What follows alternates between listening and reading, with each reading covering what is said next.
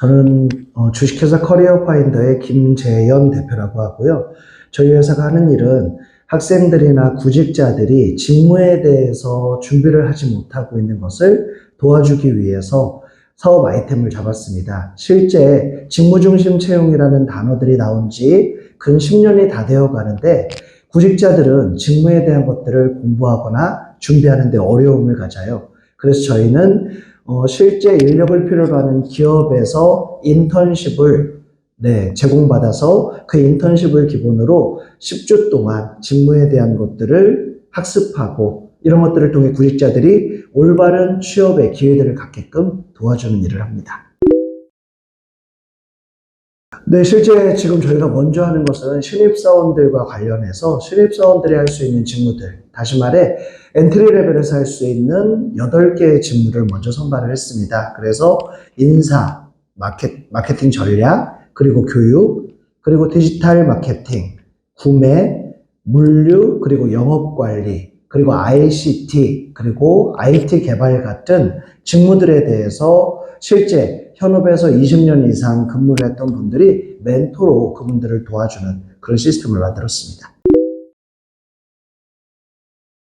네, 실제 크게는 두 가지가 있을 텐데요. 먼저 첫 번째는 학생들이 인턴을 할 수 있는 기업을 찾는 것입니다. 저희가 이 컨셉을 잡은 것은 저도 20여 년간 기업의 인사 담당자로 근무를 했는데 학생들이 인턴을 오면 기업에서는 솔직히 좀 불편해합니다. 그래서 이런 불편해하는 것들을 좀 줄이기 위해 저희는 가상 공간을 만들어서 그 가상 공간에서 실시를 하기 때문에 기업에 실제 학생들이 가지 않습니다. 근데 그런 새로운 개념이다 보니 그런 개념을 기업에서 이해시키는데 어려움이 있었던 것 같고요. 두 번째는 역시나 학생들을 모집하는 데 어려움이 있는 것 같습니다. 역시나 학교에서도 이런 개념이 새롭다 보니 이런 새로운 개념에 대한 이해가 어려웠던 것 같습니다. 아무래도 처음 시작하는 것이다 보니 처음 시작에 대한 그 두려움들, 기업도 마찬가지고 학생들도 마찬가지고요. 그리고 또 하나는 과연 내용 전문가, 저희는 이제 SME를 Subject Matter 엑스퍼트라고 해서 SME라고 부르고 있는데 이 SME들이 얼마나 학생들에게 많은 지식들을 전달해 줄 수 있는가. 그리고 더불어서 가상 공간이다 보니 학생의 참여가 소극적으로 이루어질 때는 얻을 수 있는 게 없습니다. 그래서 그런 것들을 어떻게 커버할 수 있는지가 실제 리스크 매니지먼트 해야 되는 것들인 것 같아요. 첫 번째는 시장을 세그멘트 하는 것, 시장을 우리가 정확하게 하는 것들이 중요한 것 같아요. 저희는 B2C를 상대하지 않습니다. 철저하게 B2G를 목표로 했고요. 아이들이 취업을 하는데 일단 1차적인 것들은 대학생 취업자들을 생각을 했지만 향후에는 전반적인 직업을 구하는 사람들의 직업 아카데미의 개념, 그래서 저희는 직무 유니버시티의 개념을 지금 생각하고 있는데요. 그래서 저희를 통해 사람들이 쉽게 그것들을 알 수 있게끔 하는 시장에 대한 세분화가 가장 중요한 것이라고 생각합니다.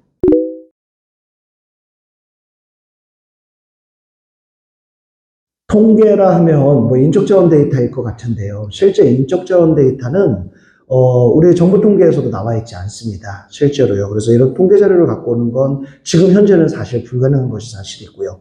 기업에서는 각각의 직무별로 직무 모델링, 직무 분석이라는 것들을 하게 됩니다. 그래서 어떤 직무에 어떠한 역량이 필요한지를 지금 뽑아내는 작업들을 하고 있는데요. 이것들은 기업의 대외비이기 때문에 일반적으로 사업을 하면서 자료를 가질 수는 없어요. 그런데 저 같은 경우는 20년 동안 인사 담당자라는 일을 했기 때문에 그것에 대한 기초 자료들을 어느 정도는 지금 가지고 있습니다. 그런 자료들, 경험치를 통한 데이터를 바탕으로 하고 있고요. 두 번째는 한국고용정보원의 연구기관, 한국고용정보원에서 국가 직무능력 표준이라는 것들을 좀 만들기도 했고요. NCS는 뭐 고용정보원에서 만든 건 아니었지만 그 NCS라는 정보에서 나오는 데이터들이 있고 더불어 실제 한국고용정보원에서 국가 그 학생들을 대상으로 역량들을 뽑아낸 핵심 직무능력 그 모델이 있습니다. 그래서 핵심 직무역량 평가 모델 같은 것들을 좀 참고한 것이 데이터의 전부라고 지금 볼 수 있을 것 같아요. 네, 과거에 평생 직장인 개념에서는 인성이 중요했던 게 사실입니다. 한 번 회사에 들어오면 회사를 나가는지 개인이 나가지 않는 한 그 사람을 어떻게 내보낼 방법이 없었으니까요. 하지만 최근에는 평생 직장인 개념이 깨졌습니다. 실제 2003년 금융위기 이후에 기업들은 살아남는 데 목표를 갖게 되었고요. 그래서 최근의 내용들을 보면 무조건 직무중심의 채용이라는 단어들이 우리 빠질 수 없는 것 같은데요. 실제 그것들 때문에 회사에서도 이제는 다른 요소들보다 직무에 대한 적합성을 가장 높이 평가하고 그 부분이 가장 중요한 것 같아요. 네, 누가 뭐라고 해도 빼먹을 수 없는 건 딱 두 가지인 것 같아요. 첫 번째는 내가 직무와 관련해서 어떤 경험들을 했는가, 그리고 직무와 더불어 내가 어떤 강점들을 가지고 있는가를 어필하는 것이 가장 중요한 것 같고요. 두 번째는 조직적 합성입니다. 각각의 조직은 조직마다의 문화가 존재해요. 현대는 열정, 도전 같은 단어들이 있을 거고요. LG는 인화 같은 핵심 가치나 인재상 같은 것들이 있습니다.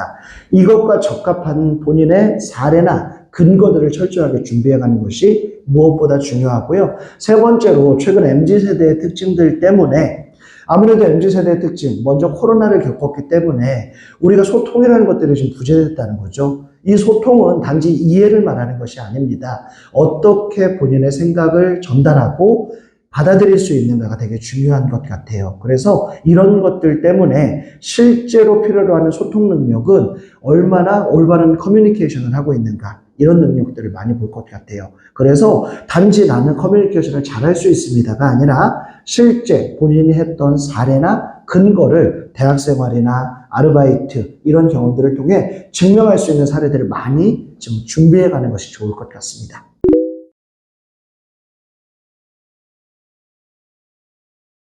네, 실제 사례로 되게 많아요. 저도 이제 20년 동안 인사 담당자를 하다 보니 학생들의 경험은 거기서 거깁니다. 되게 특별한 경험을 한 친구는 존재하지 않아요. 그러면 과연 어떤 아이가 뽑힐까요? 이하동문이라고 대답하는 친구도 봤어요. 내 옆 친구와 내용이 똑같습니다. 그런 순간 걔는 무조건 탈락이겠죠. 비슷한 내용에도 상관이 없습니다. 앞 친구가 한 내용을 내가 똑같이 말하지는 않아요. 그럼 앞 친구가 나와 비슷한 사례를 말했다 손 치더라도 내 이야기로 말을 하면 됩니다. 그럼 면접관이 분명히 이렇게 말을 할 거예요. 앞에 친구가 한 얘기와 같지 않습니까? 라고 말을 했을 때 본인의 대답은 이렇게 말하면 돼요. 예, 그렇게 느끼실 수 있습니다. 하지만 저의 사례이기 때문에 다시 설명드렸습니다. 이렇게 당당하게 본인의 것들을 이야기하는 것이 중요합니다.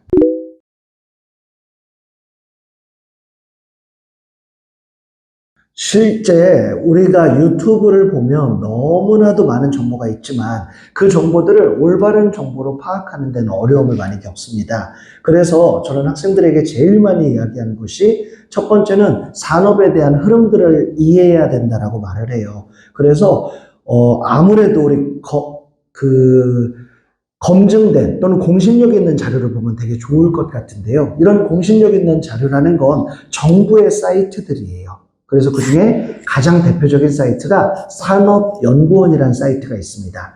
그래서 산업연구원에 가면 실제 산업에 대한 동향들이나 산업 분석 보고서들을 관련된 석박사들이 분석해 놓은 자료들이 너무나도 많아요.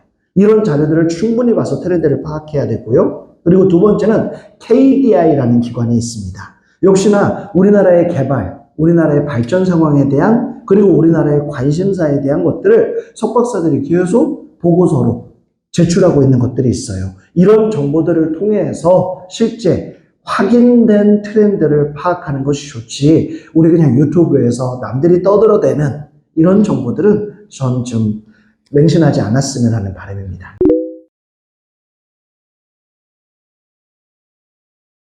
학생들이 제일 두려워하는 게 지금 내가 선택한 직무가 만약 아니라면 이라는 걱정을 많이 하는데요. 최소 한 일에 대해 내가 그것을 완전히 알기에는 3년 정도의 시간이 최소 필요해요. 근데 최근에 구직자들을 보면 1년도 되지 않았는데 그 직무가 자기랑 안 맞다는 착각들을 한다는 거죠.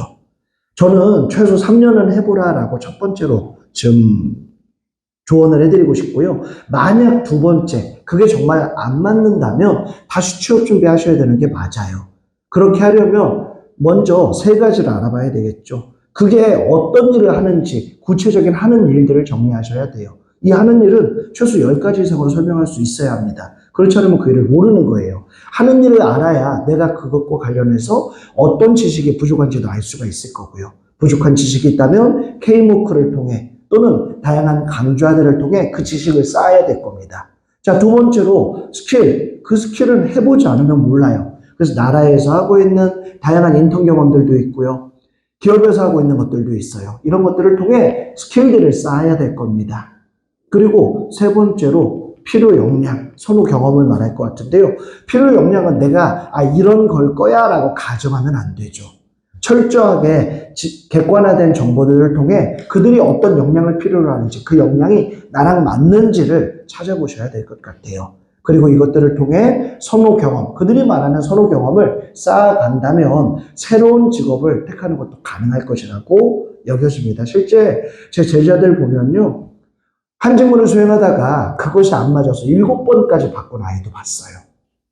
중요한 건 횟수가 중요한 것이 아닙니다. 제대로 그것이 나하고 맞는지 안 맞는지 자기 분석이 먼저 돼야 된다는 거 꼭 명심해 주셨으면 좋겠어요. 지금 저희가 준비하고 있는 커리어 파인더라는 회사는 직무를 중심으로 사람들의 커리어를 발전시켜주는 회사입니다. 지금 현재는 단지 학생들에 대한 가상 공간을 통한 메타 인턴십에 대한 프로그램을 시작하지만 추후에는 이것들을 통해 부트캠프도 운영할 생각이 있고요. 관련된 아이들이 준비하기 편한 자격증 과정들도 만들어갈 생각을 하고 있습니다. 비단 이것은 신입 취업자들 뿐만 아니라 지금 아까 질문해 주셨던 직무를 수행하다가 직무를 변경할 때 그 직무에 대한 지식을 쌓을 수 있는 직무의 아카이브 같은 역할들을 하는 것이 저희 회사의 사업의 목표예요. 그래서 지금 그것과 관련된 전문가들을 꾸준히 모집하고 있고요. 더불어서 학생들에게 이런 서비스, 취업자들에게, 구직자들에게 이런 서비스를 하는 그런 회사로 발전해 나갈 목표를 가지고 있습니다.